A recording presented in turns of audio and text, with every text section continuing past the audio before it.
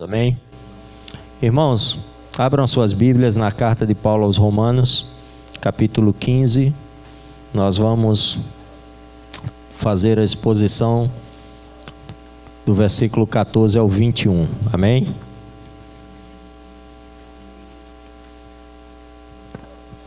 Romanos capítulo 15, do versículo 14 ao 21. Dando sequência à nossa série de mensagens na carta de Paulo aos Romanos. Nós estamos aí a 2 capítulos do encerramento dessa sequência de exposições que começaram há quase 2 anos atrás.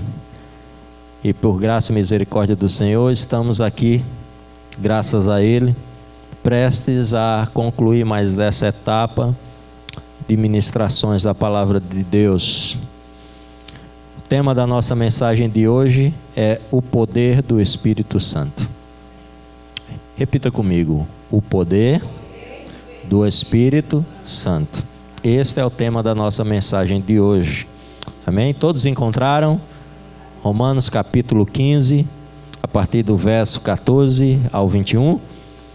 Diz assim a palavra de Deus: E certo estou, meus irmãos, sim, eu mesmo, a vosso respeito, de que estáis possuídos de bondade e cheios de todo o conhecimento, aptos para vos admoestardes uns aos outros. Entretanto, vos escrevi em parte mais ousadamente, como para vos trazer isto de novo à memória, por causa da graça que me foi otorgada por Deus, para que eu seja ministro de Cristo Jesus entre os gentios, no sagrado encargo de anunciar o Evangelho de Deus, de modo que a oferta dele seja aceitável, uma vez santificada pelo Espírito Santo.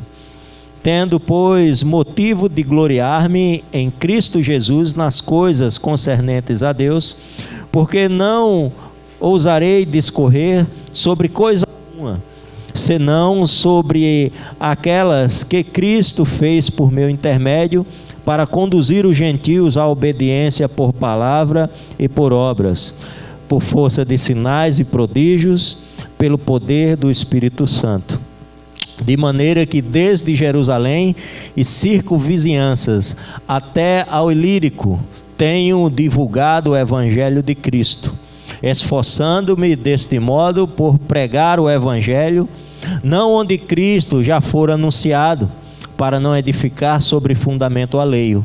Antes, como está escrito, hão de vê-lo aqueles que não tiveram notícia dele, e compreendê-lo os que nada tinham ouvido a seu respeito. Amém. Vamos orar mais uma vez? Santo e querido Deus, muito obrigado pelo teu amor, graça e misericórdia em nossas vidas. Muito obrigado porque nessa noite a nossa certeza é que somos objetos da manifestação de tua graça. Nesta hora te pedimos mais uma vez a direção do teu Santo Espírito, conduzindo todo esse momento de exposição da tua palavra. Esvazia-me de mim mesmo e faz em minha vida agora conforme a tua vontade, Pai. Usa mais uma vez esse vil pecador para pregar, aplicar a tua palavra, primeiro ao meu coração e no coração dos meus irmãos aqui presentes. Nos ajuda a nesta hora estar com o nosso coração cheio de temor e tremor diante da tua santidade. Nós oramos em nome de Jesus. Amém. Louvado seja Deus, irmãos. Irmãos, Paulo terminou no início do capítulo 15, como nós pregamos domingo passado, uma sequência que ele tinha iniciado a partir do capítulo 13, em que ele estava enfatizando a questão das diferenças dentro da igreja de Roma, a igreja formada por judeus e gentios, uma igreja localizada na grande metrópole do Império, onde reinava várias cosmovisões diferentes, vários tipos de cultos a deuses, né? Muita herança da cultura grega. E diante dessa realidade, Paulo se depara com a igreja em que ele não houvera sido edificador dela, não tinha sido implantada com ele, mas ele se encontrava no final da sua terceira viagem missionária na cidade de Corinto, se preparando para levar os mantimentos que ele arrecadara com os irmãos da Macedônia. E ele estava levando a oferta dos gentios à igreja de judeus em Jerusalém. Dessa forma, tentando estreitar mais os laços entre essas diferentes etnias que faziam parte da igreja. E Paulo escreve com um objetivo esta carta. O objetivo é de conseguir o apoio da igreja de Roma para uma quarta viagem missionária que ele estava planejando, agora em direção à Espanha. E ele começa se apresentando, saudando os irmãos, se apresentando como apóstolo de Cristo, e na sequência ele apresenta as principais doutrinas da graça. A justificação pela fé, ele coloca a realidade de que todos nós somos pecadores diante de Deus, a necessidade do Evangelho, o porquê do Evangelho, a importância do Evangelho, e depois ele começa a apresentar como na prática a igreja pode viver essas doutrinas. E nessa sequência que ele encerra, ele estava tentando trazer uma aplicação para que a igreja pudesse na prática viver a unidade, vivenciar realmente uma unidade como corpo de Cristo, como um só em Cristo Jesus. E Paulo usa como alicerce e como fundamento principal para essa realidade vir à tona a igreja, o amor, como nós bem expomos no domingo passado. Mas agora, nessa nova sessão, Paulo traz algumas explicações do porquê que ele escreve essa carta. Paulo quer trazer à tona aqueles irmãos a motivação que motivou o coração do apóstolo a escrever aquela carta. Vamos lá para o versículo 14. Diz o seguinte: certo estou, meus irmãos, sim, eu mesmo, a vosso respeito, que de que estáis possuídos de bondade, cheios de todo conhecimento, aptos para vos admoestardes uns aos outros. Então nós podemos observar aqui que Paulo começa a lançar elogios para com aqueles irmãos da igreja de Roma. E Paulo começa a expor àqueles irmãos a convicção que ele tinha a respeito deles. Embora a carta aos Romanos era uma carta recheada de doutrinas, Paulo não queria transparecer para aqueles irmãos a imagem de que ele estava enxergando naquela igreja muitas deficiências, ou de que ele não havia enxergado fruto nenhum do Evangelho naqueles irmãos. Paulo está aqui finalizando, no início finalizando a sua carta que ele estava endereçando aos irmãos em Roma. O apóstolo Paulo dedica a parte final da carta ao encorajamento e à doxologia, que significa palavra de glória. Aqui começa o epílogo da carta, seu desfecho final.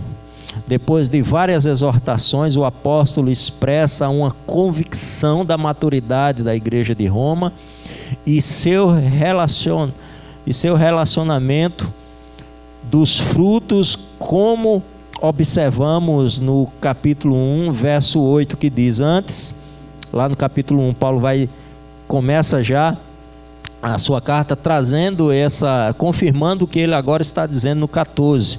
Né? Antes de tudo, sou grato a meu Deus, mediante Jesus Cristo, por todos vocês, porque em todo o mundo está sendo anunciado a fé que vocês têm. Então Paulo, desde o início, já reconhece o fruto do Espírito naquela igreja. Ele já reconhece que aquela igreja é uma igreja que tem conhecimento, que ela conhece sim as doutrinas da graça, que é uma igreja, vamos dizer assim, madura. Interessante que Paulo começa já essa explicação dele, agora depois de uma sequência de exortações, né? Os irmãos já estavam lá com as costas pesadas, né, das chicotadas do apóstolo. Ele agora começa essa nova sessão de suas explicações. Ele começa agora trazendo uma palavra de glória aos irmãos, trazendo uma palavra de motivação, deixando claro a sua convicção da maturidade dos irmãos, que a motivação não foi falta de fruto da igreja para que ele escrevera. E ele continua, versículo 15 e 16 diz o seguinte: entretanto vos escrevi em parte mais ousadamente, como para vos trazer isto de novo à memória, por causa da graça que me foi outorgada por Deus. No versículo 15, Paulo dá a explicação do porquê que ele escreveu essa carta, do porquê destas exortações. Não era porque os irmãos de Roma não conheciam as doutrinas que Paulo estava apresentando na carta, mas mesmo sendo conhecedores, Paulo enxergava a necessidade de lembrá-los de novo das doutrinas que eles já conheciam. Paulo, cheio do Espírito Santo, ele viu a necessidade de trazer de novo à memória, como o texto nos apresenta aqui. Agora Paulo explica a ousadia em que escrever esta carta: pela graça que me foi outorgada. Sacerdote, Paulo se considerava um sacerdote do Evangelho. Nós vamos observar, irmãos, que no corpo dessa sessão, Paulo faz uma referência do seu ministério, da pregação do Evangelho, como uma referência direta ao ofício sacerdotal que nós encontramos descrito em Levítico.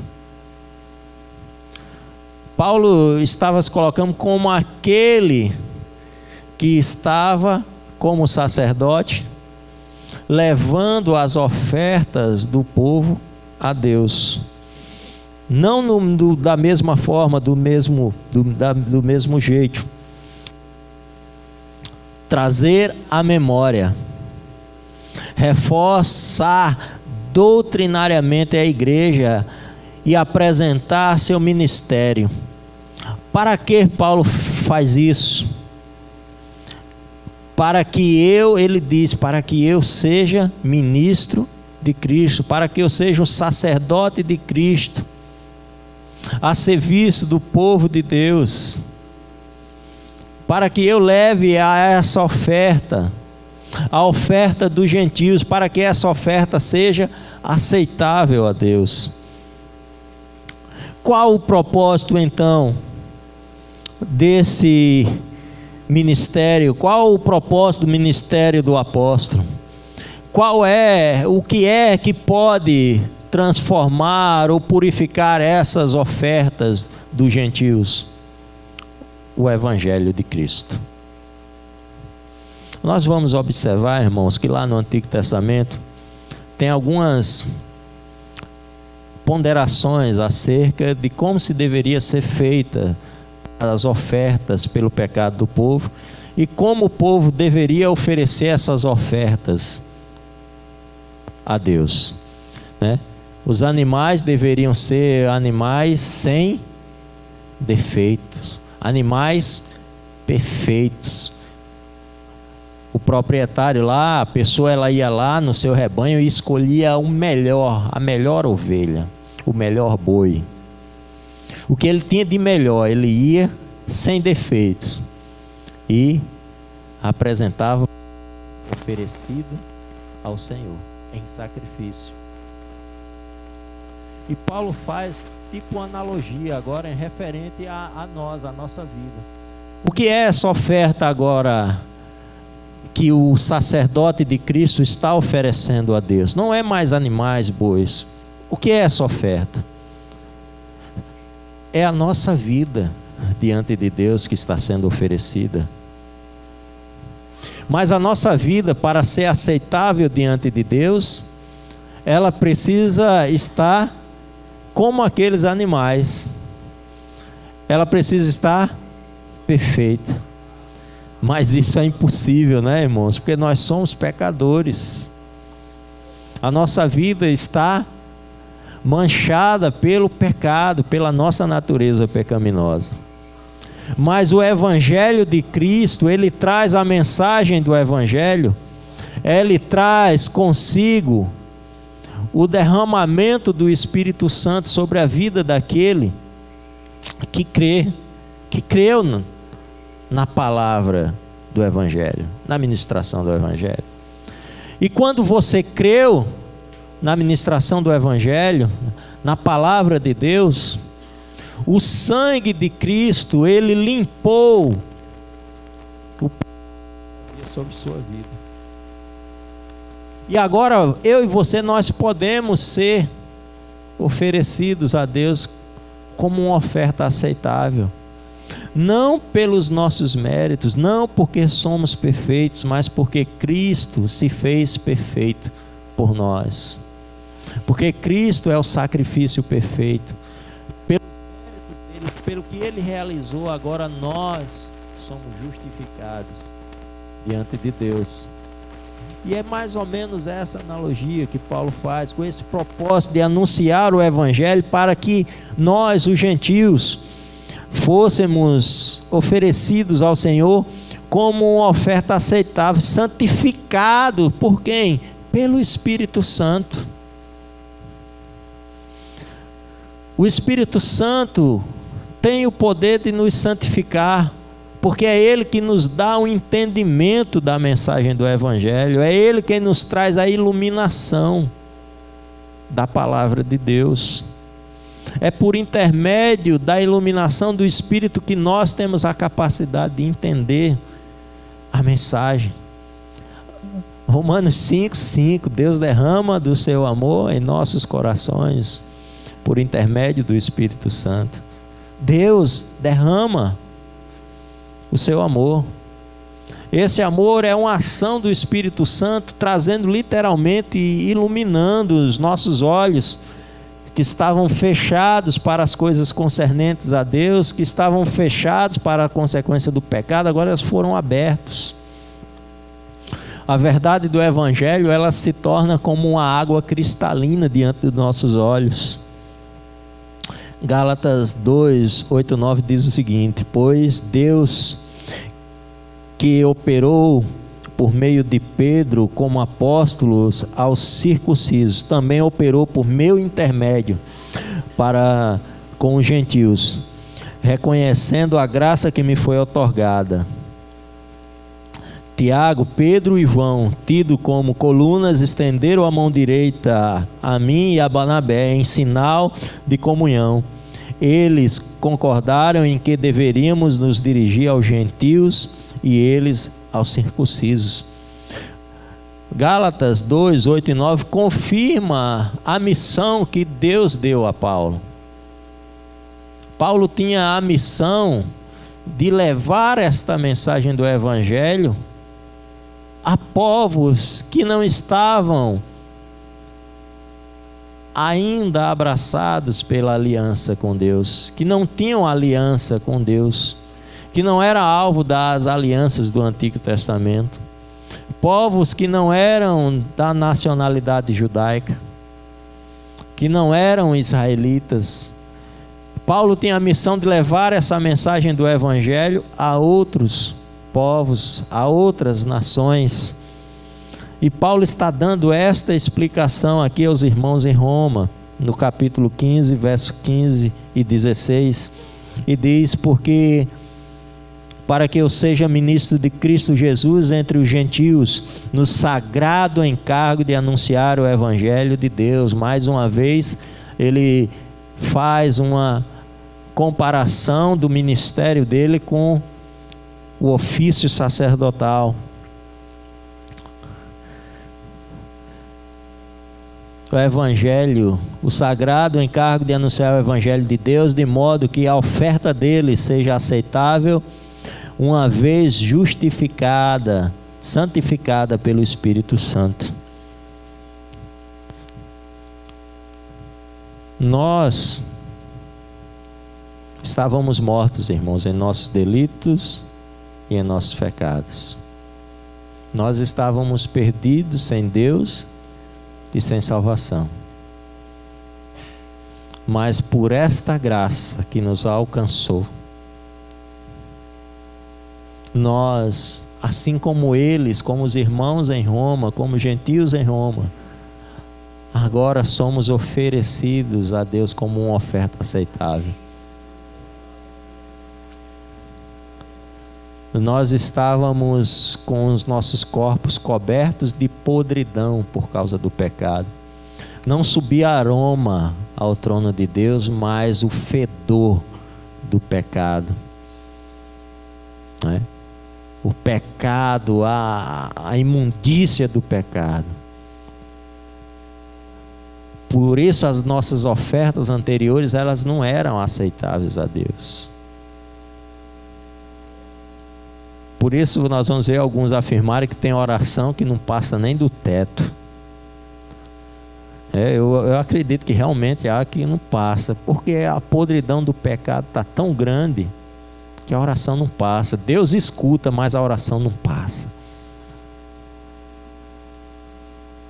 Porque o que nos faz uma oferta aceitável ao Senhor é o Espírito Santo de Deus. E o Espírito Santo nos traz o entendimento.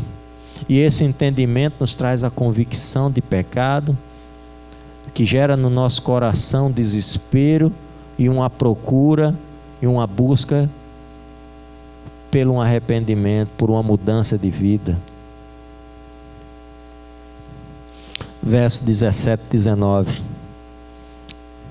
Diz assim a palavra de Deus: tendo, pois, motivo de gloriar-me em Cristo Jesus nas coisas concernentes a Deus, porque não ousarei discorrer sobre coisa alguma, senão sobre aquelas que Cristo fez por meu intermédio, para conduzir os gentios à obediência por palavra e por obras, por força e prodígios, pelo poder do Espírito Santo, de maneira que desde Jerusalém, circunvizinhança e até Ilírico, tenho divulgado o Evangelho de Cristo.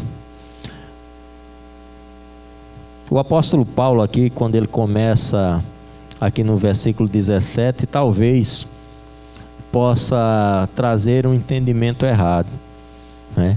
Eu já ouvi até alguns irmãos, até um pastor uma vez, lendo esse texto, tentando justificar um autoengrandecimento, né?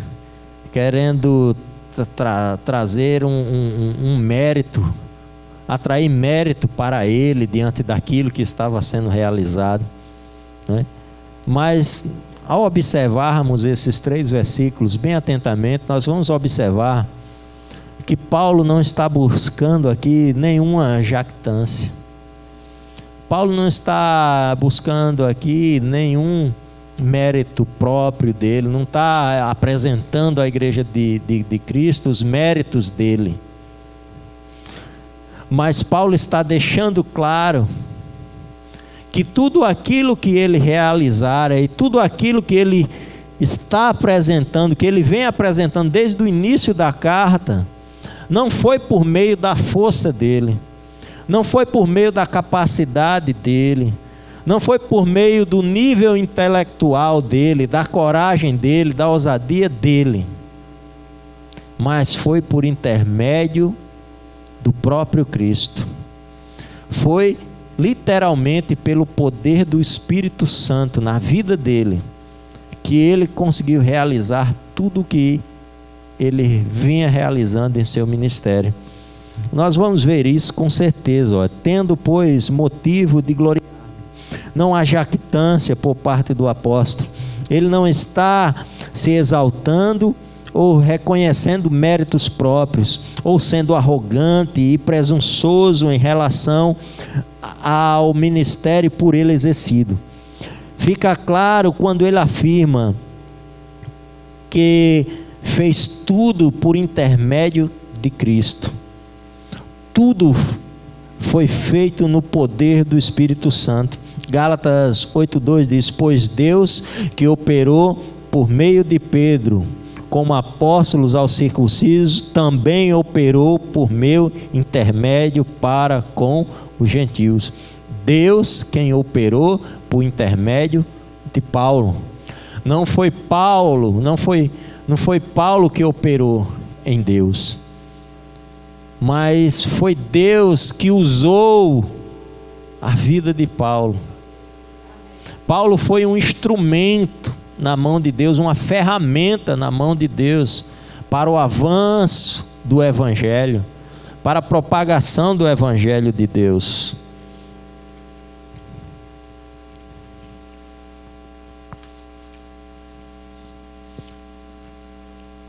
Nós vemos também isso, irmãos, em Atos 21:19.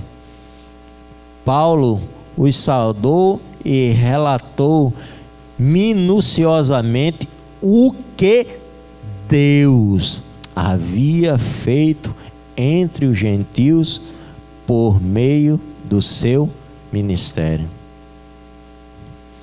Nós estamos aqui falando, irmãos, dos maiores evangelistas da história da igreja, de um dos maiores plantadores de igreja da história, do maior escritor do Novo Testamento, de um homem que realmente viveu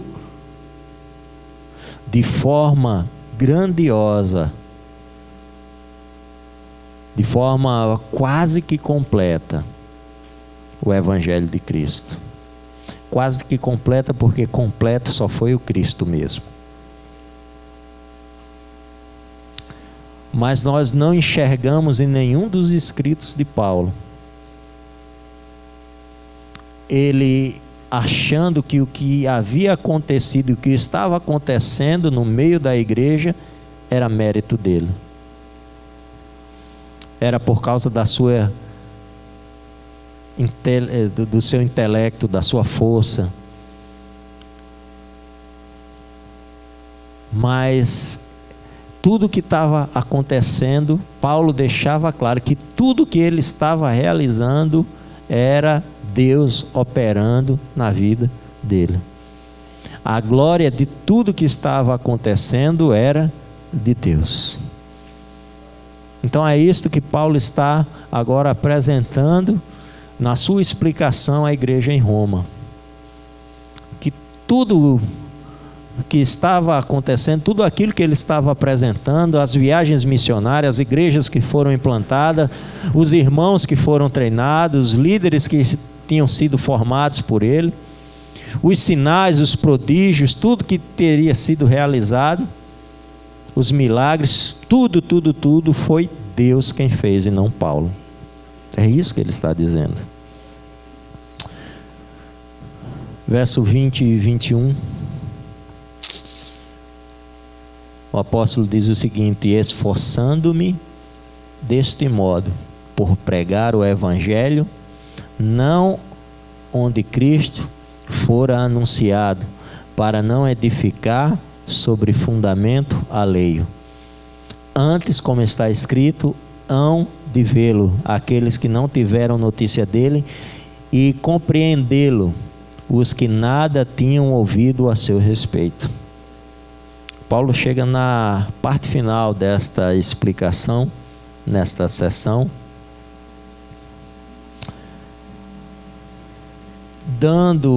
apresentando àqueles irmãos uma característica peculiar do seu ministério. Quando ele diz que está se esforçando deste modo por pregar o Evangelho, não onde Cristo já anunciara, para não edificar sobre fundamento alheio.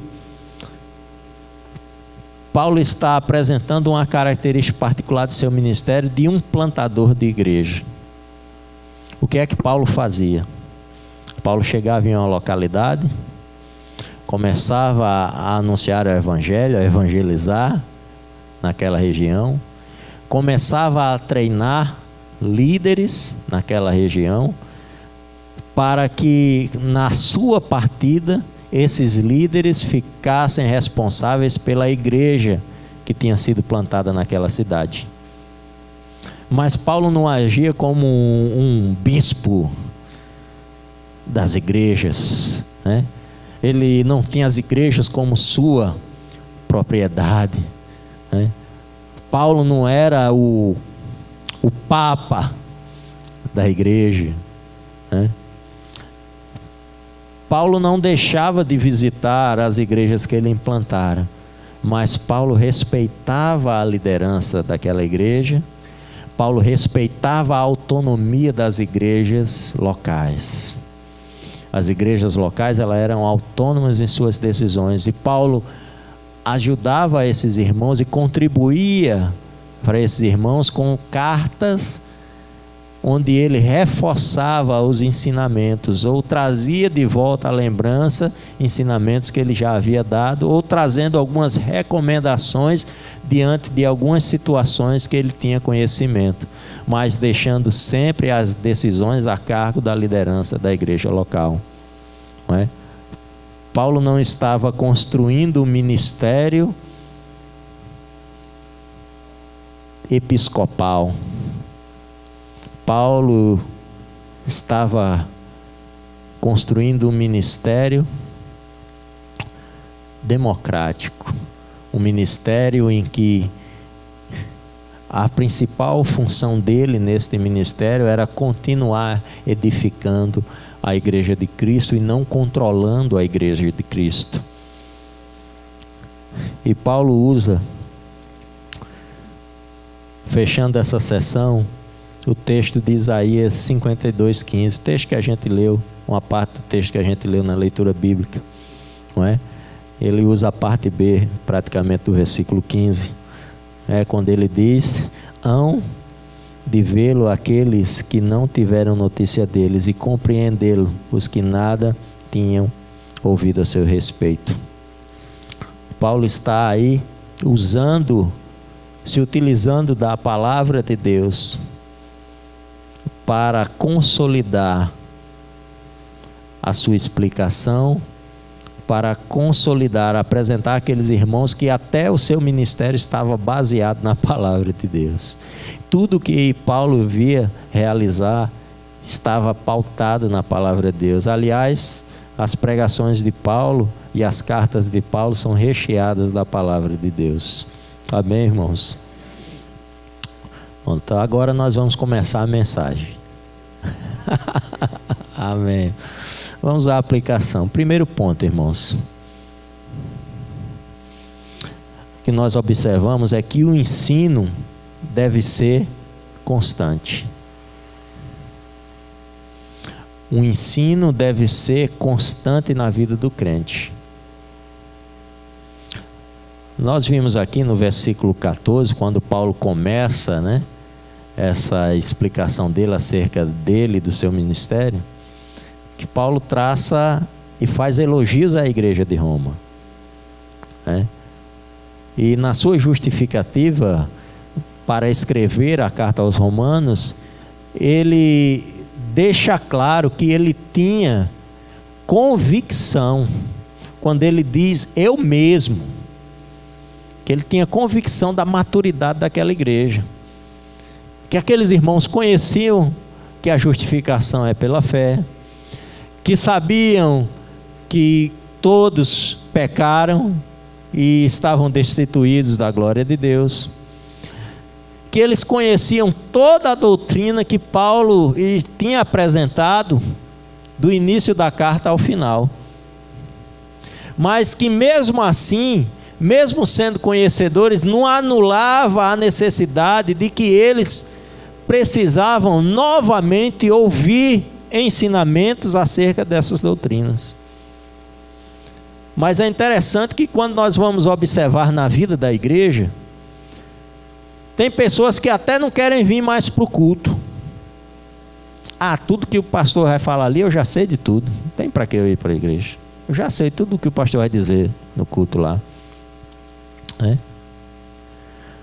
Tem pessoas que acham que não precisam mais vir para a escola bíblica dominical. Já faz 30 anos que eu estou na igreja. Já faz 50 anos que eu estou na igreja. Para quê? O que eu tinha que saber eu já aprendi. Agora eu já estou velho, não preciso mais não.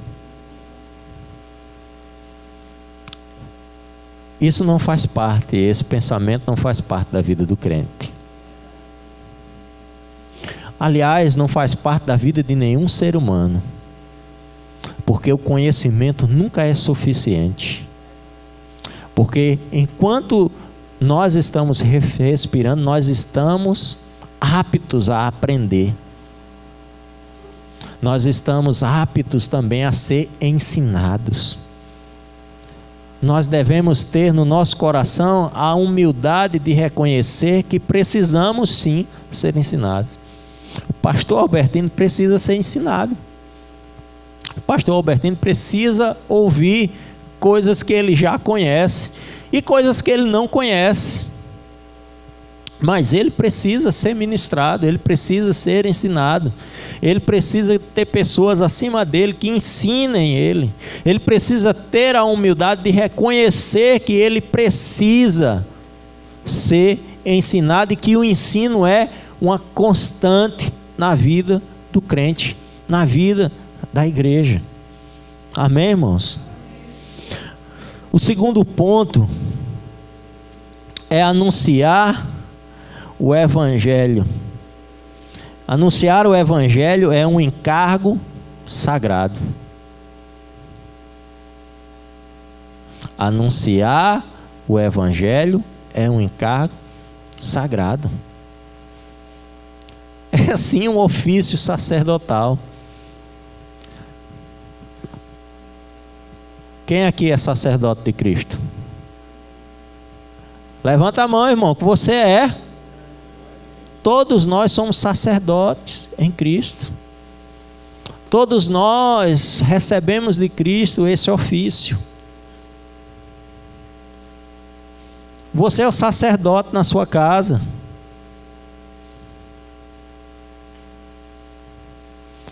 E o anúncio do Evangelho é algo sagrado. É uma missão sublime.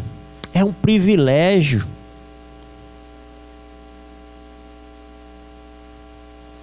Assim como os sacerdotes, você está levando oferta aceitável a Deus todas as vezes que uma pessoa se converte a Cristo.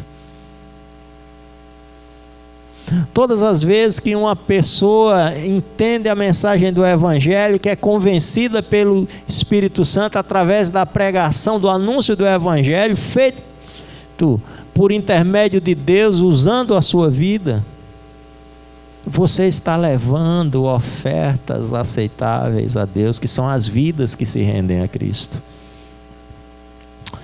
Terceiro, o ministério só pode ser exercido verdadeiramente no poder do Espírito Santo.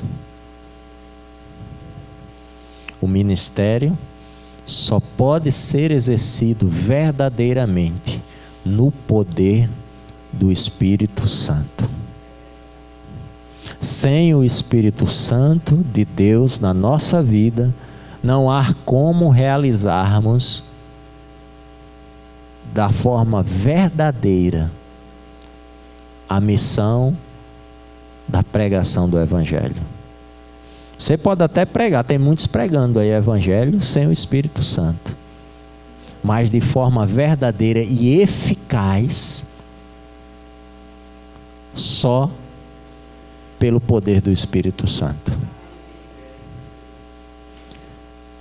Isso nos leva a pegar o nosso orgulho, a nossa soberba, a nossa altivez do espírito, colocar dentro de uma sacola, abrir a tampa da lata do lixo e jogar lá, tudo isso, para entender de que somos totalmente dependentes de Deus, que a nossa vida deve ser guiada e sempre conduzida no poder do Espírito Santo. O ministério, o anúncio do Evangelho só é eficaz, só é verdadeiramente exercido no poder do Espírito Santo. Esta foi a diferença no ministério de Paulo. O poder do Espírito Santo que havia sobre a vida dele. Concluindo, irmãos, no caminho da maturidade cristã, a humildade de reconhecer nossa necessidade em relação ao ensino,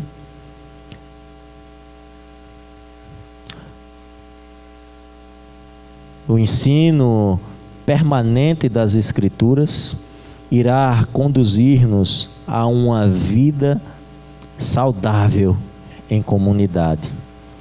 O ministério eficaz é exercido no poder do Espírito Santo.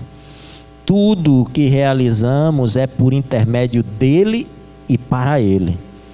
Assim, não deixe a soberba penetrar em seu coração. Não olhe para a obra realizada como se fosse por seu intermédio. Reconheça tudo que Deus fez por meio de sua vida, pois foi o poder dele e não o seu que transformou as vidas. Assim, a Deus seja toda a glória. Amém? Vamos orar? Santo e querido Deus, muito obrigado. Muito obrigado por essa palavra, por essa exposição e aplicação e conclusão. Que o Teu Espírito Santo nos ajude a viver no poder dEle, na dependência dEle. Que o nosso coração seja tomado de humildade e aptos ao serviço, na comunhão dentro do corpo de Cristo. Que essa palavra ela não volte vazia, mas que ela venha a edificar a nossa vida, nos fazendo mais e mais, nos transformando mais e mais em ofertas aceitáveis ao Senhor. Perdoa nossos pecados, nós oramos em nome de Jesus. Amém. Louvado